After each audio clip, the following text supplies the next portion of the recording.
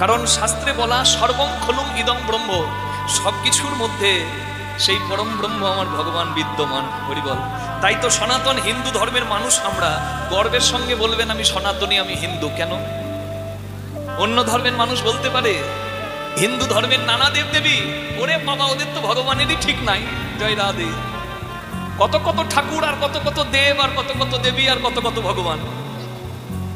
মনে রাখবেন, তাদেরকে একটা উত্তর দেবেন যে আমার ধর্ম, আমার শাস্ত্র আমাকে শিখিয়েছে সবার মধ্যে ভগবানের স্বরূপে উপলব্ধি করা।